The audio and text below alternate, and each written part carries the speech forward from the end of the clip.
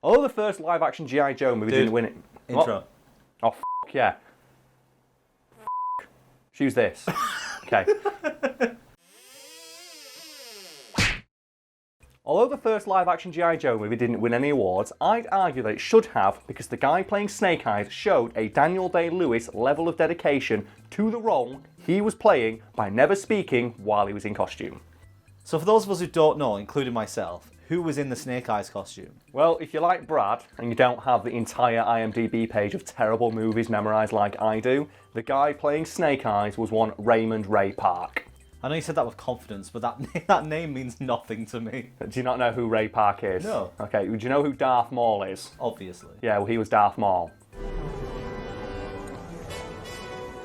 you know what I find really funny about him playing Darth Maul? What? Because that means he's played two characters who are completely silent and never say a word. Well, Darth Maul does say a word in the film. Ah, but here's the thing, that isn't Ray Park speaking because they dubbed him over with Peter Serafinowicz. At last we will reveal ourselves to the Jedi. At last we will have revenge. Another role people might recognise Park from, and my personal favourite one of his, is Toad in the X-Men.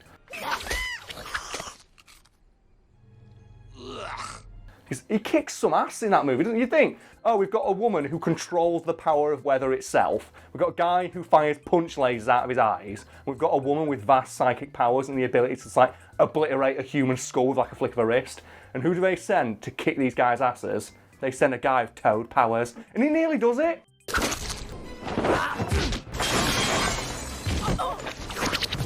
I reckon he might have been able to do it if he just knew what happened to a Toad when he gets struck by lightning. Oh man, if we're going to talk about the X-Men movie, the first one, briefly, can we just talk about the fact that Halle Berry tries so hard to have an African accent in that movie, and it was so bad, and was criticised and mocked so widely, she stopped talking with it in subsequent sequels to the movie. You can't do this alone. Then help us. Fight with us. Getting back to G.I. Joe and the casting of Snake Eyes specifically, Park was seen as being a natural choice to play the character. Why was Park considered to be the perfect choice for Snake Eyes? Well, let's have a little show and tell, shall we, to explain why Park was the perfect choice to play Snake Eyes. Now, you have a picture of Snake Eyes in front of you, don't you, Brad? Yeah. And now, hopefully, there's a picture of Snake Eyes behind me for the audience at home. What's the first thing you notice about Mr. Snake Eyes? He's completely covered in armour. Yeah, head to toe, and you can't see any of his features. Also, he's a cool ninja man. So, obviously, the role requires someone who can do cool ninja shit, which Park can do because he is a stuntman. Another reason Park was seen as being such an ideal choice to play the character of Snake Eyes, in addition to him being a stuntman who can do all the awesome cool shit required of the character in the movies, is that he's a massive fan of the character in general and loves G.I. Joe. I'm assuming this comes back to what you said at the start about him never speaking in costume. Yes, because if people don't know anything about G.I. Joe, all you really need to know about Snake Eyes is that he never fucking speaks, ever. And Park, being a huge fan of G.I. Joe, took this to heart and never spoke when he was wearing the G.I. Joe costume. He doesn't speak. What? He doesn't say. That's fine though, I mean that just shows he's dedicated to the character he's playing. There's dedication to the character you're playing, and then there's what Park did when he was playing Snake Eyes. Because according to his co-stars, he never took that fucking costume off. So to them, he was just this silent, towering obelisk of blackness that was always in the background when they were like offset. And he never spoke when he was wearing that costume, because obviously he loves Snake Eyes that much. And he's like, no, Snake Eyes doesn't talk, so I'm not going to talk. Here's the thing though, that ended up being kind of a big problem and a huge pain in the ass for everybody on set. Well, yeah, I understand that. You can hardly give somebody direction or get feedback from them. I'm just going to cut you off there, Brad. That wasn't the issue. The issue was that Ray Park was considered to be the resident G.I. Joe expert on set. Oh. And whenever anyone in the movie, or like on the cast and crew, had a question about G.I. Joe, or the lore, or the character they were playing, they were told, go ask Ray. You can probably see where this is going, can't you? Because whenever anyone had a question and they took that suggestion and went and asked Ray, he'd be in the costume and thus would not want to speak to them. And according to interviews with the cast after the fact, Ray, when asked a question, would either stand there in silence and stare at them until they walked away awkwardly, or would silently shake his head in disgust and go back to whatever he was doing. So we asked him, Ray, what is this and he playing Snake Eyes, so he couldn't talk. I'd like to think that Ray was just being quite meta with it, and when they were asking him questions about G.I. Joe, he was actually giving them a lesson in G.I. Joe lore by not talking. So say, oh, I don't know anything about G.I. Joe. Why are you not talking, Ray? And he's in his head, he's going, they'll get it eventually. They'll get it eventually. And they probably walked away thinking, what an asshole. And then Ray's in his head going, they got it. I taught them. I taught them the true nature of Snake Eyes. This character who was literally invented to sell toys. We need to talk about this because I found this hilarious. If people don't know, like G.I. Joe, the show was a vehicle to sell toys. More so than the Transformers, I'd argue. And that's impressive considering Transformers were literally vehicles that were toys. And the story behind how Snake Eyes, the character, came about is that the company making it, I think it was Hasbro at the time or whatever, they were trying to make a character very cheaply, so they just cast it all out of the same type of plastic and didn't paint it, and then said it was Snake Eyes. And he ended up being the most popular character in the entire fucking series. So well done, Hasbro, I guess.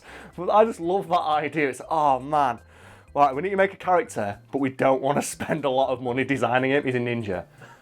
What? Well, ninjas, they wear all black.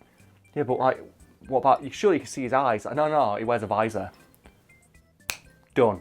Can I just say that I love that story, because I think it just encapsulates the cynical 80s businessman. It's like, we need to sell toys to kids, but we don't want to spend a lot of money. Oh, fuck it, just cast it out of black plastic and say it's a ninja. Done. And it becomes the best-selling toy of the entire fucking franchise, and the most popular character. Ray Park Yes. must have taken that costume off at some point. Of course, there were situations that, called for him to not be wearing that awesome costume, and he did begrudgingly agree to, not wear it for things like rehearsing fight scenes. We need to communicate with the cast and crew and the stunt team about where he needs to be and what he needs to do. But at every possible opportunity he had to wear that costume, he would be wearing that costume. And this led to a fucking amazing rumour amongst the cast that he wore it when he was asleep. It's very obvious that rumour is like a joke at Park's expense about how much he enjoyed wearing the Snake Eyes costume. But I'm choosing not to take it as a joke and instead as a pure statement of fact. And I'm choosing to believe that Park walked around in that costume as much as he could and even took it home and slept in it. And I'm just imagining his wife hearing her husband shuffle in at 3 a.m. after a long day of shooting and crawl into bed, and she just rolls over and sees the third member of Daft Punk spooning her.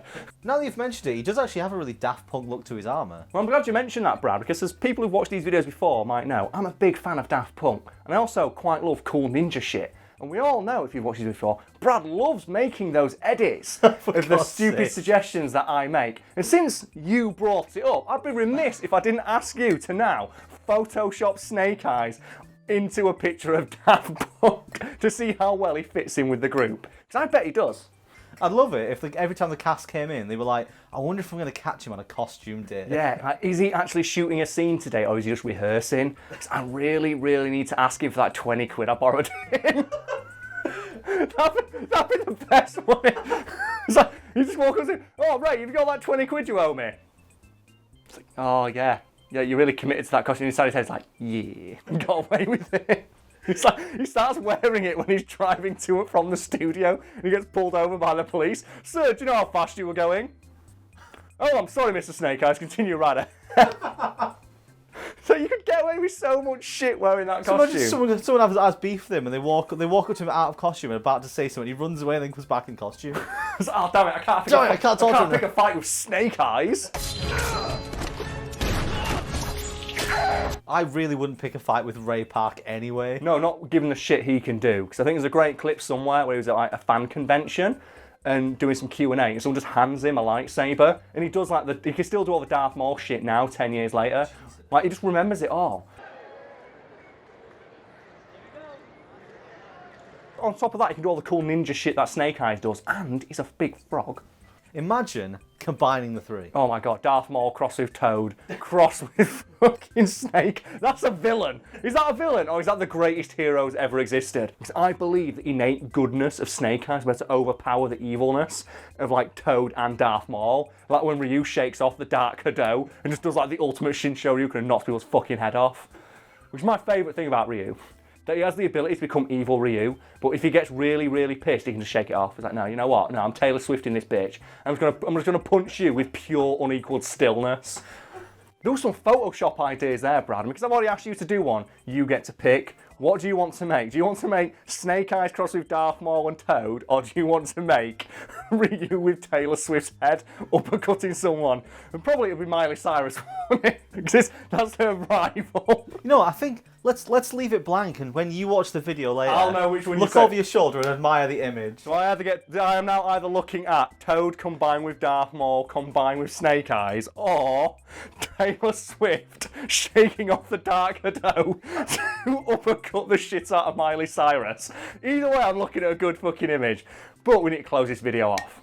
At this point, I'm starting to think that the only reason Park didn't talk to people while in costume as Snake Eyes is because he knew talking would cut into his valuable pretending to be Snake Eyes time.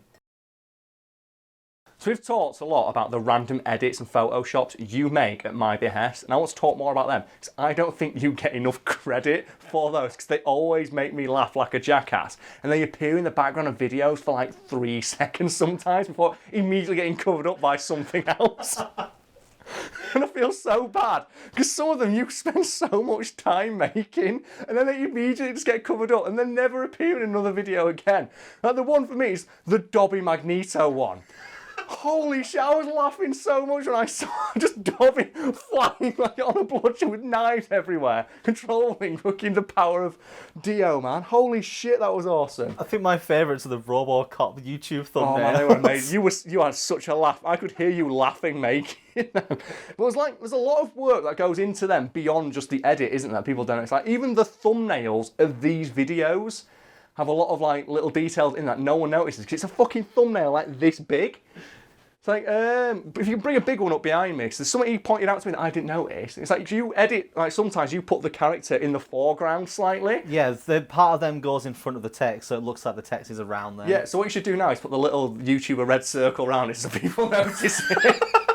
Well, like, that's something that I literally have never noticed, and you've been doing it for every single fucking video. So I need to ask Brad, are you going to do anything with these images?